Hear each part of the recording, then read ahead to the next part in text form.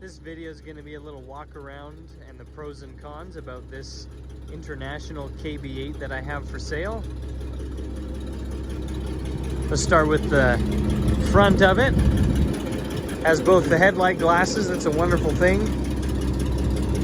This truck had a restoration done on it about 20 years ago, I assume. You can see some of the flaws in the paint, different dents that it has or whatever.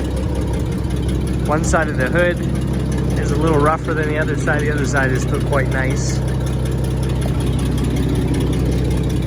Give you a little show of the engine.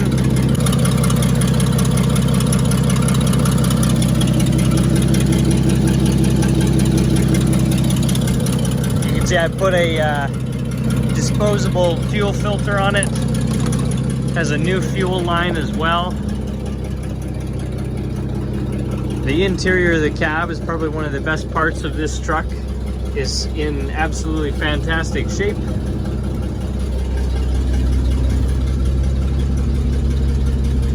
It all works except for the fuel gauge does not. Park brake still works. Just want to show the hoist. Here it works with this lever. And then right here, if we push down, the boxes begin to go up. Of course, because it's at an idle, it's going to be going fairly slow here, but it gives me a chance to show you the pump. Everything underneath. This is 5-speed, does not have a 2-speed rear axle. But because it's a 5-speed, it'll still go 40 miles an hour or a little bit more if you push it down the road. The hoist works terrifically. The exhaust system is a little bit weird. Not sure exactly what was going on there with the fellow who made that, but he obviously wanted a stack on it, and that it has.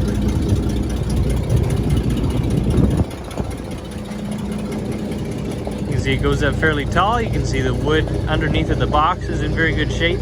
See, there's the top. We'll go back down now by pulling that up.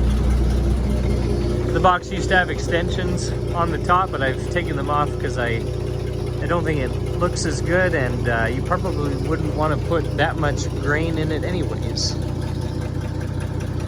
In any case, you can see what the truck looks like from this side. Let's get in it and just drive it around a little bit. So we're going to drive it here. You can see the diagram for shifting. In order to get over to the far right, you have to push down this little knob here on this side, and we pull it back into reverse. I'm not pushing on the throttle at all. You're just seeing it as the power that it naturally has. This truck is really, really nice to drive. It has tight steering, and transmission feels good to shift. Because it has a bigger engine in it than a lot of trucks had for the day, it accelerates nice, it sounds nice.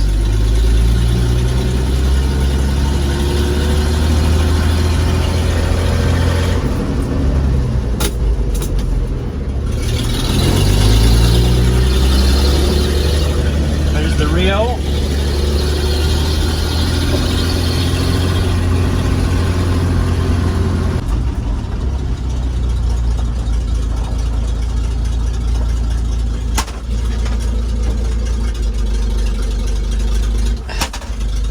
The brakes at the moment need a little bit of a pump. That's because there's an air bubble in there. I have drained them or cracked the lines and got the pedal to be very, very solid, but it loses a little bit of fluid, and I haven't filled it in a little while. The lights, the choke, the hand throttle, and the panel lights there. Here's the signal light switch. We can see from in the cab. That one there, the marker light. And if I switch to left, over there.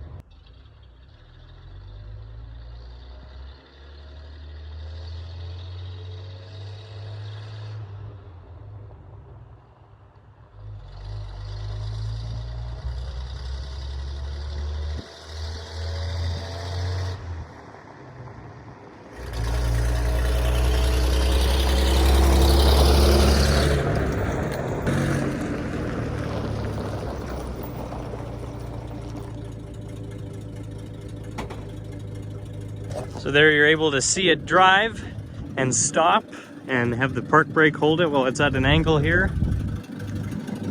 Idles really smoothly. Again, this truck is a real treat to drive. It's probably one of the best, if not the best, antique truck that I've ever driven as far as how the steering and the clutch and the transmission feel, and that's to say a little bit of its condition, but mostly just that it was a quality truck back in the day and it's a quality truck now. Has a few minor flaws that you can't see. It has a wooden plug for the transmission oil drain, which isn't ideal, but it works. You can see it right there. Holds oil just fine, it just doesn't have a plug. The rear lights, as we looked at the back, they do not work at the moment. That would be easily remedied, but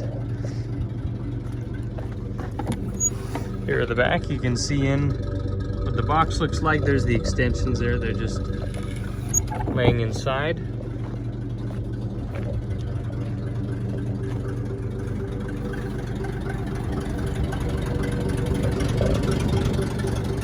That's about it.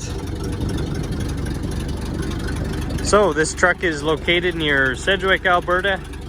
If you're interested, please get in contact with me. That's all for today. Thanks for watching.